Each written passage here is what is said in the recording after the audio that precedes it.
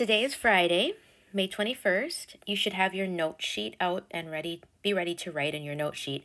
You're welcome to pause this video anytime you need to complete your notes. So if you need extra time, please go ahead and press pause and then press play again. Starting off on your note sheet, the first square up at the top tells you that we are going to be working on inequalities, and it is an extension of our algebra unit. So we're going to spend a little bit of time working with inequalities, and we're going to do a quick review. The target that we're discussing and learning today is solving and graphing whole number inequalities.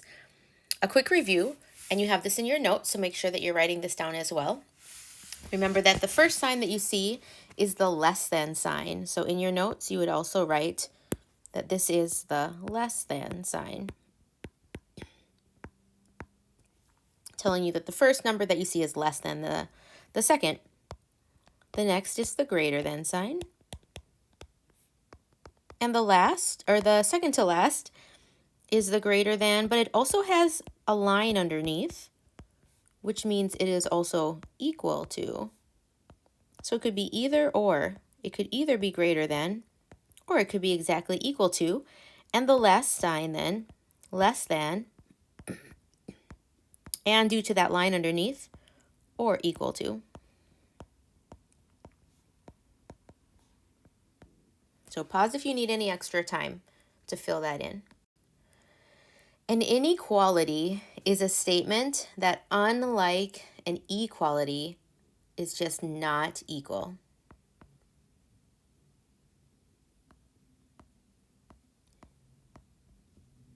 For example, x is greater than 3.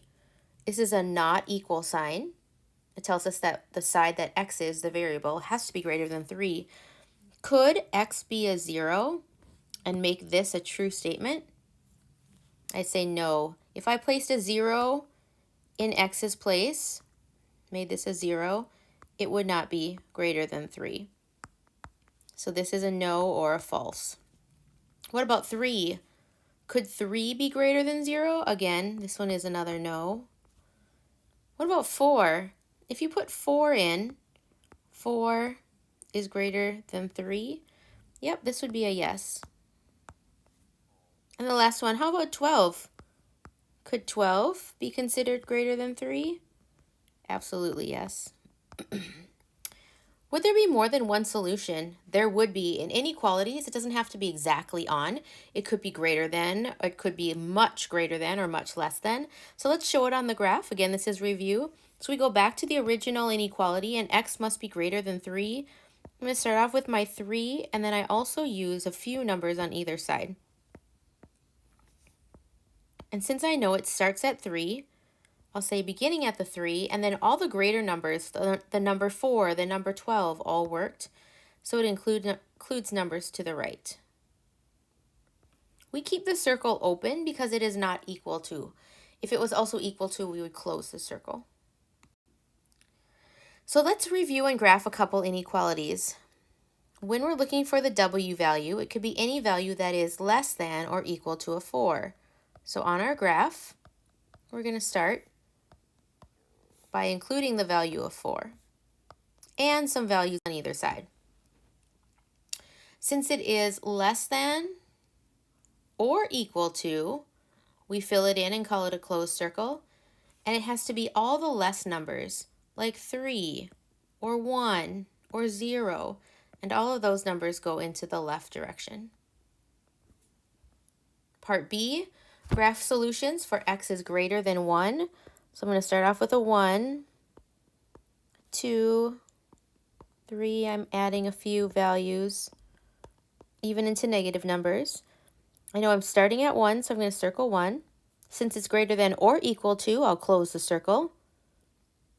And then greater than numbers would be numbers like 7, even 2, 4. All of those numbers would work. So I move to the right. We can solve inequalities and equalities in a similar manner. For example, if we had the equality of x minus 2 equals 4, you would say, do the inverse on each side. and you would get x is equal to 6. And the same thing occurs with an inequality. There are two sides to the pan, and you solve in the same method. If you're adding 2 to get a value of x being greater than, only numbers that will work would be 6 and above. So, or sorry, 7, because x must be greater than the 6. So a number like 7 would work, 8 would work, and so on. So to graph this inequality, I know that x must be greater than 6. So put your circle on the 6. Decide if it's closed or open, and in this case it's open since it's not equal to. And greater numbers are going to go to the right.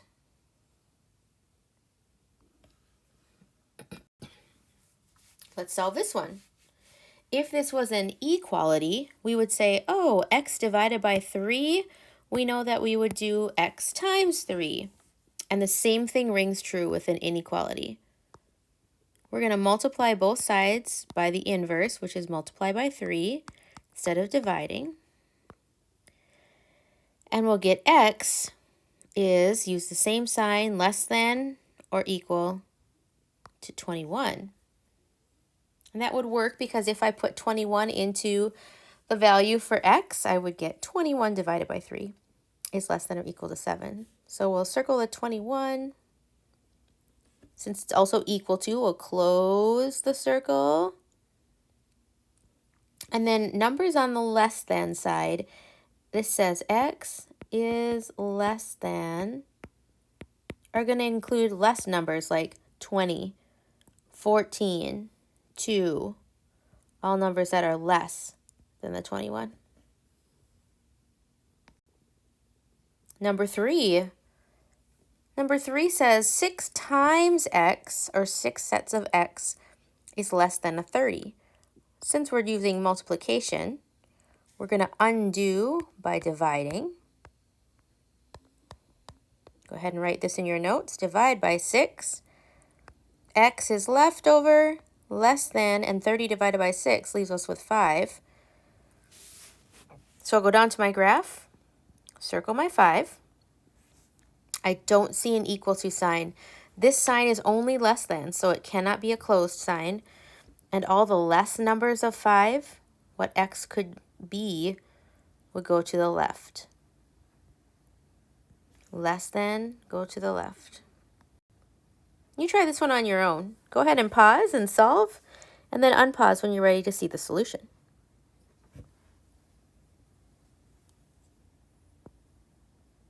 We'd start by noticing that it's x added to a 9.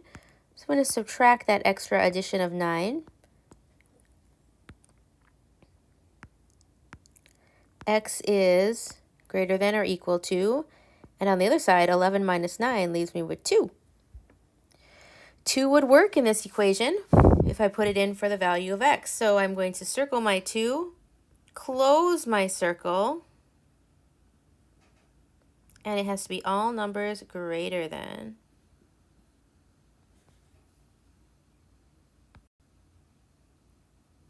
On to the next page in your notes. Example 2 says solving and graphing inequalities. Solve each inequality and then graph on the number line. So just like we did before, I noticed that we have an x plus a 7. So that means I'm going to subtract a 7 from each side. If I subtract 7 from each side, y has a value that is less than 9 minus 9. Oh, no, I made a mistake. This shouldn't be 9, it should be 7. 9 minus 7. And that will bring us to a 2. So y must be less than 2. So again, you have to make your graph. I start with the number that I need, and then I expand by adding a few numbers on either side. Less than 2, not equal to 2. So it must only go to the less than side. There you go. Next one, so you have 3. Go ahead and pause and solve, and then unpause the video when you're ready to check out the solution. All right, I solved the first one, B, and found that m would be greater than or equal to 6, so I filled in my circle at 6, since it was also equal to, and then showed all the greater thans. Letter C, I would solve by adding 2 to each side of the inequality. Z must be greater than. 1 plus 2 is 3. So I'll find a 3, add a couple extras, and decide if I need to close it or keep it open. Keep it open because there's no equal to sign. And X is all the graders. And D, multiply each side by 2. X less than or equal to 2. So again, using that number to help you write the graph. Less than or equal to means it is a closed circle, and X is on the less than side, so all of the values need to be on the less than side.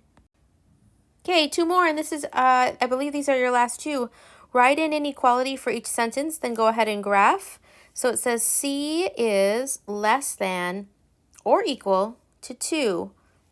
So let's say, start off with C, obviously. C is less than or equal to 2. And then graph. Numbers on each side.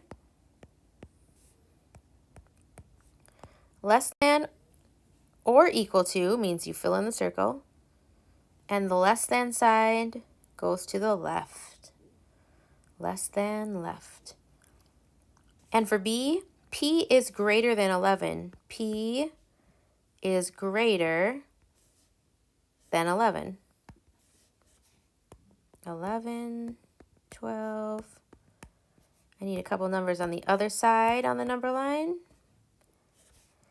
P is less than, so I can't fill in the circle. Closed circle is only used if it's less than and equal to. And it is, P is greater than 11. So it goes to the greater than side.